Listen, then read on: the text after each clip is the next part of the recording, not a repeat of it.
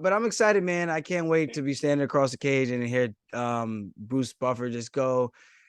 Two-time defending, two-time UFC former bantamweight champion, Pill.J, DillaRoid. And I'm just gonna be like, yeah, I'm gonna fuck this guy up.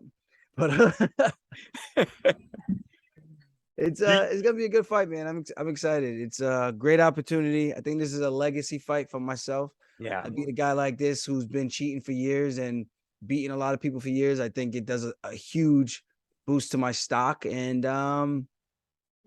just need to go out there, have a good performance, and the rest will take care of itself. That's it. You brought up the cheating, Aljo. Are you convinced that TJ Dillashaw right now is clean? Hell no. Hell no. That guy's Do a you little think weaker, he's cheating man. right now still?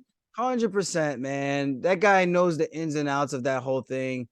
He didn't get caught by USADA. He got caught by the New York State Athletic Commission. So there's a big discrepancy in that. Yeah, I know they're testing him a bunch, but if they ain't testing him for the gear, then what's the point? So he can say whatever he wants, and he's trying to tell me I'm building in excuses. Dude, I've accused so many of my opponents of doing stuff. I don't care. Like, I'm just saying what I think. If I think that, I'm going to tell you what I think.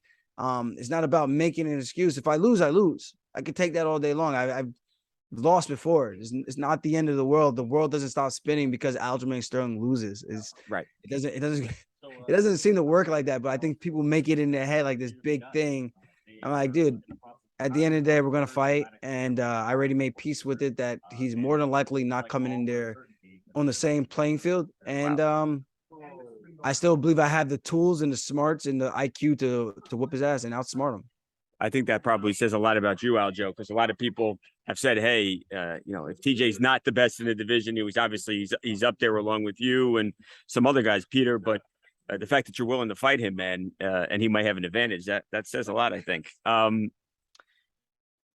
First, how do you see the fight going, Aljo? When you play this thing in your head, how does it turn out?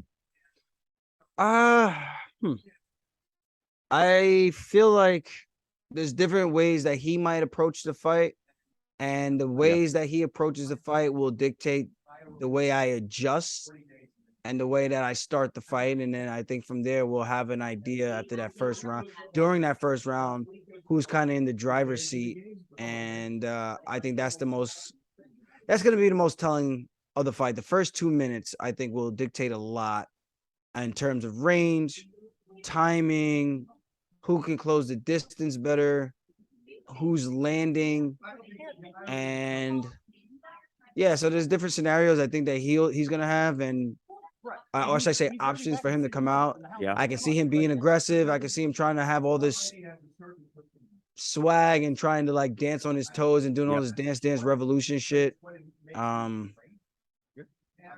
At the end of the day, he's got to be able to hit me. The same thing I said about Jan. You can't hit what you can't see. So he can be doing all that dance revolution bullshit with his feet.